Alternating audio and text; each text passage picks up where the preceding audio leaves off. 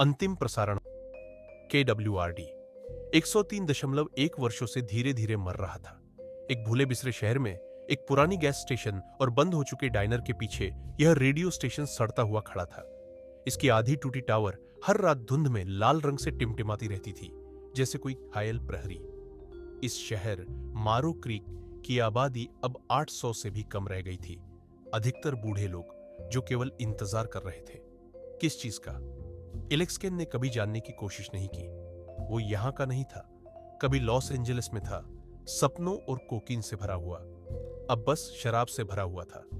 Station manager अगस्त में छोड़ गया था। बोर्ड ऑपरेटर एक हफ्ते बाद गायब हो गया।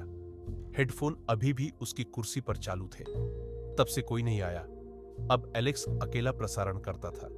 उसका एकमात्र श्रोता एक महिला थी जो हर रात 3:30 पर कॉल करती और एक ही शब्द फुसफुसाती, जल्द ही।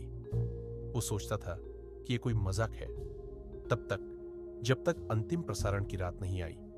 उस रात एलेक्स एक स्क्रिप्ट एंड बियर के साथ स्टूडियो पहुंचा, जिसे वो पढ़ने नहीं वाला था। वहां की दीवारों से सड़ी हुई तारों और फफूंदी की गंध आ रही थी।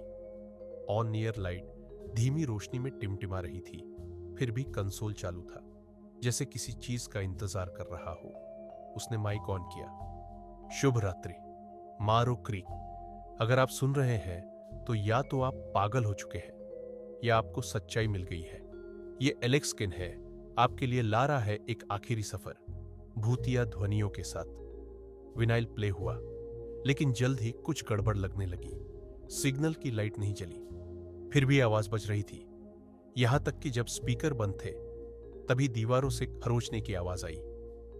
फिर एक आवाज, किसी माइक से नहीं बल्कि दीवारों से, हम सुन रहे हैं। वह डर के मारे पीछे हट गया। कंसोल की लाइटें लाल हो गई। दीवारों से एक सड़ी हुई गंध उठने लगी। माइक से फिर आवाज आई, गहरी, कई लोगों की एक साथ, मानव जैसी नहीं। तुमने दरवाजा खोल दिया है।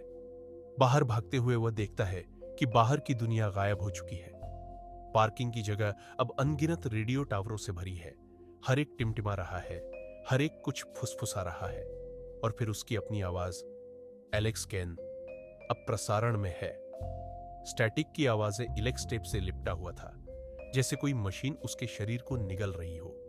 वह गलियारों में भागा, जहां दीवारें अब रेडियो सेटों से बनी थी। हर रेडियो खुद ही ऑन होता गया। कुछ चीखते, कुछ रोते। एक बच्चों की उलटी लोरी गा रहा था, डायल घुमाओ, आंखें बंद करो, भूत रेंगता है तारों के जरिए। 1953 पहली फ्रीक्वेंसी KWRD का इतिहास कोई नहीं बताता था। 1953 में सिलास वार्ड ने इसे बनाया था। वह रेडियो मैन नहीं था, वह आत्माओं से बात करता था। उसका विश्वास था कि सही फ्रीक्वेंसी से मरे हुए लोगों तक पहुंचा जा सकता है। शो में वह कविता की शक्ल में मंत्र पढ़ता, पुराने सेशंस की रिकॉर्डिंग प्ले करता जो सजीव नहीं लगते थे। धीरे धीरे लोग गायब होने लगे, श्रोता, कर्मचारी।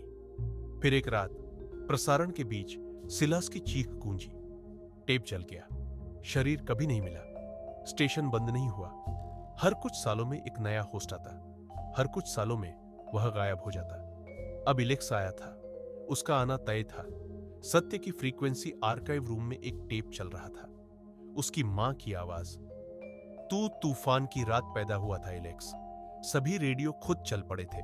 मैं तेरी चीख रेडियो से सुन रही थी। वह केवल होस्ट नहीं था, वह खुद एक एंटीना था। सिलास वार्ड का खून अब भी बह रहा था। स्टेशन चाहता था कि वह बैठ जाए, और उसने ऐसा ही किया।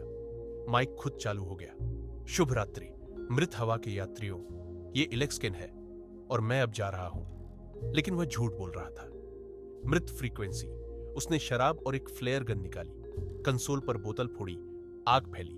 स्टेशन चीखा, दीवारें हिलने लगी। मैं स्टैटिक में जन्मा हूं, एलेक्स चिल्लाया, पर मरूंगा अपने तरीके से। आग ने मीलों तक बिछे टेपों को निगल लिया। हर कमरा जल उठा, हर भूत चिल्लाया, हर फ्रीक्वेंसी बंद हो गई। अंतिम सन्नाटा 3 दिन तक स्टेशन जलता रहा।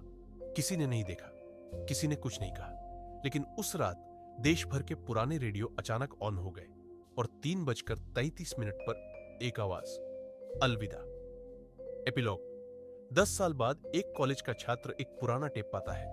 KWRD अंतिम शो प्रसारित न करे। वह टेप प्ले करता है। पहले कुछ नहीं, फिर एक फुसफुसाहट।